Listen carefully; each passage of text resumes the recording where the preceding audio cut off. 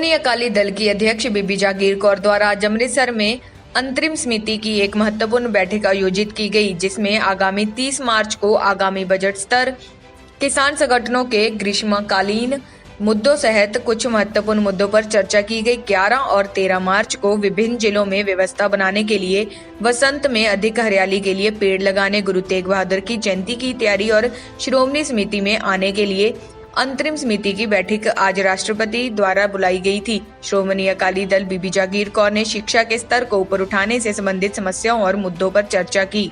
इस अवसर पर बोलते हुए बीबी जागीर कौर ने गुरु तेग बहादुर जी की जयंती से संबंधित कार्यक्रमों की जानकारी दी और कहा कि 15 मार्च को गुरु का महल श्री अकाल तख्त को गुरु तेग बहादुर साहिब की जयंती को समर्पित एक विशाल नगर कीर्तन साहिब। उन्होंने कहा कि बाबा बकाला साहिब और बीबी नानकी के गाँव में भी बड़े कार्य होंगे।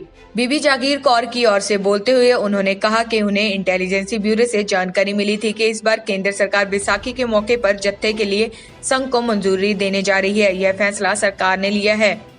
करतारपुर कॉरिडोर के बारे में उन्होंने कहा कि पाकिस्तान सरकार ने करतारपुर कॉरिडोर के लिए अपनी मंजूरी दे दी है, लेकिन इस संबंध में भारत सरकार की मंजूरी न मिलना सिखों की भावनाओं के लिए एक बड़ा झटका है। गुरु तेग बहादुर जी की 400वीं जयंती के अवसर पर प्रधानमंत्री को एक स्थायी पत्र भेजने के बारे में उन्होंने कहा कि किसान संघर्ष और अन्य मुद्दों को लेकर केंद्र सरकार के साथ स्थिति में सुधार होने तक इसके बारे में कुछ नहीं कहा जा सकता है। साडा बजट आ रहा जी, ओदियां सिफारिशां सब कमेटी वालों जिस तरह सब कमेटी दी आई है कि वो सिफारिशां तैयार ने ते ओदी तरीक मिथी जावे। ओदी तरीक मिथी है 30 मार्च। 30 मार्च नूं बजट दा इजलास होएगा। उस तो पहला बजट दी कापी जिहड़ी है सारे मैंबरां नूं भेज दित्ती जाएगी और सारे बजट दे इजलास दे जिहड़ी बजट कापी जावे सारे मैंबरां नूं ये बेनती की गई है कि वो बजट तो एक दिन पहला अपनियां लिखती जिहड़ियां सिफारिशां होण, कोई सोध करन वाली होवे वो उत्थे भेजण तां जो उन्हां दे उत्ते गौर की जा सके। घੱਟ तो घੱਟ एक दिन पहला, 1 ਜਾਂ 2 दिन मतलब पहला सानू सिफारिशां करके भी जे किते कोई कमी है, किते कोई सोध करनी पै जाए तो वो बजट की कापी नूं पढ़ के ते उहदे विच साडी सिफारिश सानू जरूर करन तां जो असीं उहदे उत्ते गौर कर सकीए। सैकंडली जिहड़ा किसान मोर्चा चल रहा है ਉਹਦੇ 'ਚ पास किया कि साढ़े बड़े लंबे समय तो उत्थे टेंट लगे हुए हैं। वो टेंटां दा क्योंकि जिहड़ा आउण वाला समा वो गर्मी का भी आ गया, उत्थे पक्खे भी लाने पैने हैं, पता नहीं कितना लंबा ये संघर्ष चलना। ਉਹਦੇ करके टीना दे जिहड़े है वो टेंट पा दिते जान, वो भी शैड जिहड़े है वो टीन दे पा दिते जान तां जो ये सहूलत जिहड़ी है सारिਆਂ वास्ते सौखी हो सके।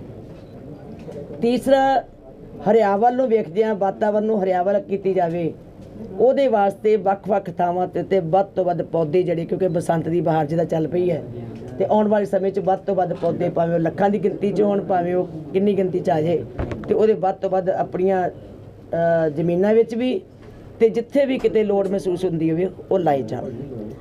चौथी है कि श्री गुरु तेग बहादुर साहब जी जिसका पहले ऐलान कर चुके हैं, श्री गुरु तेग बहादुर साहब जी का जिहड़ा प्रकाश उत्सव है उन्होंने चढ़दी कला नाल बनाउण वास्ते जिथे पहला 2 मीटिंगां मैं मैंबरस दी रखियां ने, एक 11 तरीक नूं एक 13 तरीक नूं। 11 तरीक नूं सारा जिहड़ा जिले पैंदे है माझा जोन दे, दुआबा जोन दे, ये सारे मैंबर साहबान। 13 तरीक नूं जिन्ना भी वो मालवे दे मैंबर पैंदे उस साइड दे उत्ते वो सारे नूं पटियाला विच कीती जाऊ। एक हैगा कि अज साडे कोल हरियाणे दे मैंबर पहुँच चुके हैं, उन्हां दी मीटिंग अज होएगी। इहदे विच साडी वित्ती पोजीशन की है वो भी डिस्कस की जाऊगी, साडियां दरपेश मुश्किलां की है वो भी मैंबरां नाल डिस्कस कीतियां जाणगियां। आउण वाले बजट विच असीं की करना चाहते हैं की हो सकता है वो भी किया जाएगा। पिछले समय च असीं साल पूरा किहड़ियां चुनौतियों च निकले हैं, किहड़े मुश्किलों का सामना किया ते आने वाले समय से उन्हें की हल करने हैं वो भी असीं मैंबरां दे नाल सारा डिस्कस करांगे क्योंकि मैंबरस साडी रीढ़ दी हड्डी है। मैंबरस ने लोगों के विचों फीडबैक लैनी हुंदी है कि किहड़ी गल सानूं आने वाले समय जिहड़ी है वो चंगी रहेगी तां जो बजट के समय के उत्ते उन्हां चीज़ां नूं असीं इंप्लीमेंट कर सकीए। सो इस करके बजट तो पहला मैं मैंबरस की वक्-वक् मीटिंग करनी जिहड़ी योग समझी है ਕਿ ਇੱਕ ਤੇ ਇਹਨਾਂ ਦੀਆਂ ਜਿਹੜੀਆਂ ਹੋਣਗੀਆਂ ਵਿਚਾਰਾਂ, ਜਿਹੜੀਆਂ ਸੋਧਾਂ, ਜਿਹੜੇ ਕੋਈ ਸੁਝਾਅ ਤੇ ਜਾਂ ਸਾਡੀਆਂ ਜਿਹੜੀਆਂ ਮੁਸ਼ਕਲਾਂ ਨੇ, ਕਈ ਵਾਰੀ ਪਤਾ ਨਹੀਂ ਹੁੰਦਾ ਮੈਂਬਰਸ ਨੂੰ ਵੀ ਕਿ ਸਾਡੇ ਕੀ ਸੋਰਸਸ ਨੇ, ਸਾਡੀ ਆਮਦਨ ਕਿਸ ਤਰ੍ਹਾਂ ਚੱਲ ਰਹੀ ਹੈ, ਸਾਡੇ ਗੁਰਦੁਆਰੇ ਇਸ ਵੇਲੇ ਕਿੱਥੇ ਖੜੇ ਹੈ, ਸਾਡੇ ਕਾਲਜਸ, ਸਾਡੇ ਸਕੂਲ ਜਿਹੜੇ ਆ ਉਹ ਕਿੱਥੇ ਖੜੇ ਹੈ। ਅਸੀਂ ਪਿਛਲੇ ਸਮੇਂ ਦੇ ਵਿੱਚ ਬਹੁਤ ਵੱਡੇ ਮਤਲਬ ਵਿੱਤੀ ਸੰਕਟ ਵਿੱਚ ਫਸੇ ਜਿਹੜੇ ਹੈ ਉਹ ਗੁਰੂ ਸਾਹਿਬ ਗੁਰੂ ਰਾਮਦਾਸ ਜੀ ਦੇ ਅਸਥਾਨ ਤੋਂ ਹੀ ਪੂਰੇ ਕੀਤੇ ਜਾਂਦੇ ਹੈ। ਸੋ ਉਹ ਸਾਰੀਆਂ ਚੀਜ਼ਾਂ ਨੂੰ ਅਸੀਂ ਕਿਸ ਤਰ੍ਹਾਂ ਸੁਧਾਰ ਸਕਦੇ ਹਾਂ ਤੇ ਕਿੱਦਾਂ ਕਰ ਸਕਦੇ ਹਾਂ, ਉਹ ਵੀ ਸਾਰੀਆਂ ਡਿਸਕਸ ਕੀਤੀਆਂ ਜਾਣਗੀਆਂ। ਇੱਕ ਜਿਹੜਾ ਆਉਣ ਵਾਲੇ ਸਮੇਂ ਦੇ ਵਿੱਚ ਐਜੂਕੇਸ਼ਨ ਦਾ ਮਿਆਰ ਜਿਹੜਾ ਉੱਚਾ ਚੁੱਕਿਆ ਜਾਵੇ, ਉਹਦੇ ਸੰਬੰਧ ਵਿੱਚ ਵਿਚਾਰਾ ਕਰਾਂਗੇ ਕਿ ਜਿਹੜੇ ਕਾਲਜਾਂ ਦੇ ਵਿੱਚ ਸਾਡੀ ਕੋਈ ਕਮੀ ਨਜ਼ਰ ਆਉਂਦੀ ਹੈ, ਸਕੂਲਾਂ 'ਚ ਕਮੀ ਆਉਂਦੀ ਹੈ, ਉਹਦੇ ਸੁਧਾਰ ਕਰਨ ਵਾਸਤੇ ਕੋਈ ਸਬ ਕਮੇਟੀ ਅਰਥ ਸ਼ਾਸਤਰੀ ਨਾਲ ਲੈ ਕੇ ਕਿ ਸਾਡਾ ਵਿੱਤੀ ਜਿਹੜਾ ਸੰਕਟ ਹੈ, ਜਾਂ ਦੇਖੋ ਇੱਕ ਗੱਲ ਤੇ ਮੰਨ ਕੇ ਚੱਲਣਾ ਪਏਗਾ ਕਿ ਸਾਰੇ ਦੇਸ਼ ਵਿੱਚ ਹੀ, ਸਾਰੇ ਸੰਸਾਰ 'ਚ ਹੀ ਵਿੱਤੀ ਸੰਕਟ ਚੱਲ ਰਿਹਾ ਤੇ ਇਹ ਜਿਹੜੀ ਸ਼੍ਰੋਮਣੀ ਗੁਰਦੁਆਰਾ ਪ੍ਰਬੰਧਕ ਕਮੇਟੀ ਇਹ ਸੰਗਤਾਂ ਤੇ ਡਿਪੈਂਡ ਕਰਦੀ ਹੈ। ਸੰਗਤਾਂ ਤੇ ਜੇ ਸੰਗਤ ਖੁਸ਼ਹਾਲ ਹੈ ਤੇ ਸ਼੍ਰੋਮਣੀ ਗੁਰਦੁਆਰਾ ਪ੍ਰਬੰਧਕ ਕਮੇਟੀ ਆਪਣੇ ਗੁਰਦੁਆਰਿਆਂ ਦੇ ਵਿੱਚੋਂ ਖੁਸ਼ਹਾਲੀ ਪ੍ਰਾਪਤ ਕਰ ਲੇਗੀ। ਜੇ ਸੰਗਤ ਹੀ ਵਿੱਤੀ ਸੰਕਟ ਵਿੱਚ ਹੋਵੇ ਤੇ ਸ਼੍ਰੋਮਣੀ ਗੁਰਦੁਆਰਾ ਪ੍ਰਬੰਧਕ ਕਮੇਟੀ ਅਦਾਰੇ ਆਟੋਮੈਟਿਕਲੀ ਡਿਪੈਂਡ ਕਰਦੇ ਆ ਸੰਗਤਾਂ ਦੇ ਉੱਤੇ। ਸੋ ਇਹ ਸਾਰੀਆਂ ਚੀਜ਼ਾਂ ਜਿਹੜੀਆਂ ਉਹ ਸਾਰੀਆਂ ਨੂੰ ਡਿਸਕਸ ਕੀਤਾ ਜਾਏਗਾ। ਤੇ ਇੱਕ ਜਿਹੜਾ ਖਾਲਸਾ ਮਾਰਚ ਕਹਿ ਲਓ, ਨਗਰ ਕੀਰਤਨ ਕਹਿ ਲਓ, ਧੰਨ ਗੁਰੂ ਤੇਗ ਬਹਾਦਰ ਸਾਹਿਬ ਜੀ ਦੇ ਇਸ ਪ੍ਰਕਾਸ਼ ਦਿਹਾੜੇ ਨੂੰ ਮਨਾਉਂਦਿਆਂ ਹੋਇਆਂ 15 ਮਾਰਚ ਨੂੰ ਇੱਥੋਂ ਨਗਰ ਕੀਰਤਨ ਸ਼ੁਰੂ ਕੀਤਾ ਜਾਏਗਾ, ਜਿਹੜਾ ਕਿ ਗੁਰੂ ਕੇ ਮਹਿਲ ਤੋਂ ਫਿਰ ਜਿਹੜਾ ਸ਼੍ਰੀ ਅਕਾਲ ਤਖ਼ਤ ਸਾਹਿਬ ਦੇ ਨਾਲ ਜੋੜ ਕੇ ਗੁਰੂ ਕੇ ਮਹਿਲ ਤੋਂ ਸ਼ੁਰੂ ਕਰਕੇ ਪਹੁੰਚੇਗਾ ਦਿੱਲੀ। ਕਿਉਂਕਿ ਇੱਕ ਤੇ ਪਤਾ ਨਹੀਂ ਕਿਹੜੇ ਕੋਵਿਡ ਕਰਕੇ ਕਿਹੜੇ ਆ ਜਾਣੇ, ਸਾਨੂੰ ਹਦਾਇਤਾਂ ਜਿਹੜੀਆਂ ਕਿੱਧਰ ਨੂੰ ਸਮਾਂ ਚੱਲ ਪੈਣਾ, ਉਹ ਸਾਰੇ ਨੂੰ ਮੁੱਖ ਰੱਖ ਕੇ ਅਸੀਂ ਫਿਰ ਇਹ ਮਹਿਸੂਸ ਕੀਤਾ ਕਿ ਕਮ ਸੇ ਕਮ ਇੱਕ ਤੇ ਉਹਨਾਂ ਦੀ ਯਾਤਰਾ ਦੇ ਉੱਤੇ ਅਸੀਂ ਸੰਗਤ ਨੂੰ ਆਵਾਜ਼ ਦੇ ਕੇ ਕਹੀਏ ਕਿ ਆਓ ਸਾਰੇ 1 ਮਈ ਨੂੰ ਇੱਥੇ ਪਹੁੰਚੋ। ਗੁਰੂ ਕੇ ਮਹਿਲ ਗੁਰੂ ਸਾਹਿਬ ਜੀ ਦਾ ਪ੍ਰਕਾਸ਼ ਹੋਇਆ ਸੀ, ਸਾਰੇ ਸ੍ਰੀ ਦਰਬਾਰ ਸਾਹਿਬ ਪਹੁੰਚੋ, ਸਾਰੇ ਗੁਰੂ ਕੀ ਨਗਰੀ ਅੰਮ੍ਰਿਤਸਰ ਸਾਹਿਬ ਵਿਖੇ ਪਹੁੰਚੋ। ਵੱਡੇ ਸਮਾਗਮ ਕੀਤੇ ਜਾਣੇ ਹੈ, ਉਹ ਵੱਡਾ ਸਮਾਗਮ 1 ਮਈ ਨੂੰ ਅੰਮ੍ਰਿਤਸਰ ਸਾਹਿਬ ਵਿਖੇ ਕੀਤਾ ਜਾਣਾ। ਉਸ ਤੋਂ ਪਹਿਲਾਂ ਦਿੱਲੀ ਗੁਰਦੁਆਰਾ ਰਕਾਬਗੰਜ ਸਾਹਿਬ ਇੱਥੇ ਜਾ ਕੇ, ਕਿਉਂਕਿ ਉੱਥੇ ਸੰਪੂਰਨਤਾ ਕਿੱਥੇ ਕਰਦੇ, ਸਾਰੇ ਕਵਰ ਕਰਾਂਗੇ ਜੀ। 5-6 ਦਿਨ ਦਾ ਉੱਥੇ ਸਮਾਗਮ ਜਿਹੜਾ ਦਿੱਲੀ ਦੇ ਵਿੱਚ ਕਵਰ ਕਰਾਂਗੇ। ਉਹ ਸਾਰਾ ਰੂਟ ਜਿਹੜਾ ਤੈਅ ਕੀਤਾ ਜਾ ਰਿਹਾ। ਜਿਹੜਾ ਇੱਥੇ ਸਮਾਗਮ ਹੈ 1 ਮਈ ਨੂੰ ਹੈ। ਉਸ ਤੋਂ ਪਹਿਲਾਂ ਜਿਹੜੇ ਸ਼ੁਰੂਆਤ ਕਰ ਰਹੇ 16, 17, 18 ਨੂੰ ਸਭ ਤੋਂ ਪਹਿਲਾ ਸਮਾਗਮ ਜਿਹੜਾ ਉਹ ਗੁਰਦੁਆਰਾ ਬਾਬਾ ਬਕਾਲਾ ਸਾਹਿਬ ਵਿਖੇ, ਉੱਥੇ ਵੱਡੇ ਪੰਡਾਲ ਲਾ ਕੇ 16, 17, 18 ਮਾਰਚ ਕੇ ਅਪ੍ਰੈਲ ਮਾਰਚ ਕਿਉਂਕਿ ਸ਼ੁਰੂਆਤ ਕਰਕੇ ਬੜੇ ਸਮਾਗਮ ਕਰਕੇ ਅਸੀਂ ਇੱਥੇ ਪਹੁੰਚਣਾ। 16, 17, 18 ਨੂੰ ਗੁਰਦੁਆਰਾ ਬਾਬਾ ਬਕਾਲਾ ਸਾਹਿਬ ਦੇ ਉੱਤੇ ਸਾਡੇ ਪਾਠ ਬੋਧ ਸਮਾਗਮ ਚੱਲ ਰਹੇ ਹੈ ਔਰ 16 ਤਰੀਕ ਨੂੰ ਘੱਟੋ ਘੱਟ 5000 ਸਹਿਜ ਪਾਠ ਜਿਹੜੇ ਹੈ ਚੱਲ ਰਹੇ, ਸੰਗਤਾਂ ਕਰ ਰਹੀਆਂ, ਅਸੀਂ ਡਿਸਟਰੀਬਿਊਟ ਕੀਤੀਆਂ ਹੋਈਆਂ ਸੈਂਚੀਆਂ ਪੋਥੀਆਂ ਸਾਰਾ ਚੱਲ ਰਿਹਾ। ਉਹ 5000 ਦੇ ਕਰੀਬ ਸਹਿਜ ਪਾਠ ਤੇ ਪਾਠ ਬੋਧ ਸਮਾਗਮ ਦੀ ਸਮਾਪਤੀ ਜਿਹੜੀ 16 ਤਰੀਕ ਨੂੰ ਉੱਥੇ ਕੀਤੀ ਜਾਣੀ ਹੈ। 17 ਤਰੀਕ ਨੂੰ ਵੱਡਾ ਸਮਾਗਮ ਮਾਤਾ ਨਾਨਕੀ ਜੀ ਦਾ, ਕਿਉਂਕਿ ਉਹ ਪੇਕਾ ਪਿੰਡ ਸੀ। ਗੁਰੂ ਤੇਗ ਬਹਾਦਰ ਸਾਹਿਬ ਜੀ 26 ਸਾਲ 9 ਮਹੀਨੇ 13 ਦਿਨ ਆਪਣੀ ਮਾਤਾ ਦੇ ਘਰ ਵਿੱਚ ਆ ਕੇ ਰਹੇ, ਪੇਕੇ ਪਿੰਡ ਦੇ ਵਿੱਚ।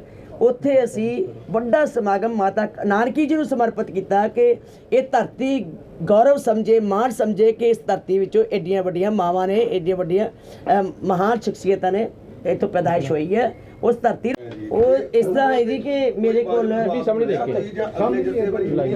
ਉਹਦਾ ਇਸ ਤਰ੍ਹਾਂ ਹੋਇਆ ਜੀ ਕਿ ਚਿੱਠੀ ਸਾਨੂੰ ਆ ਗਈ ਸੀ, ਉਹ ਈਮੇਲ ਉਹਦੇ ਉੱਤੇ ਕਲੋਜ਼ਡ ਹੋ ਗਿਆ ਸੀ ਵੀ ਕਲੋਜ਼ਡ, ਤੁਹਾਡੀ ਐਪਲੀਕੇਸ਼ਨ ਕਲੋਜ਼ ਕਰ ਦਿੱਤੀ ਗਈ। ਪਰ ਮੇਰੇ ਕੋਲ ਇੰਟੈਲੀਜੈਂਸ ਬਿਊਰੋ ਵਾਲੇ ਅਫਸਰ ਆਏ ਸੀ, ਉਹ ਕਹਿਣ ਲੱਗੇ ਕਿ ਦੇਖ, ਉਹ ਵੈਸੇ ਉਹਨਾਂ ਦੀ ਜਿੱਦਾਂ ਬਰਬਲੀ ਮੈਨੂੰ ਕਿਹਾ ਕਿ ਇਸ ਵਾਰ ਤੁਸੀਂ ਵਿਸਾਖੀ ਤੇ ਜਥਾ ਜਿੱਦਾਂ ਮਰਜ਼ੀ ਲੈ ਜਿਓ, ਪਰ ਪਹਿਲਾਂ ਉਹਨਾਂ ਨੂੰ ਵੈਕਸੀਨੇਸ਼ਨ ਜਿਹੜੀ ਹੈ ਉਹ ਲਗਵਾ ਲਈ ਜਾਵੇ।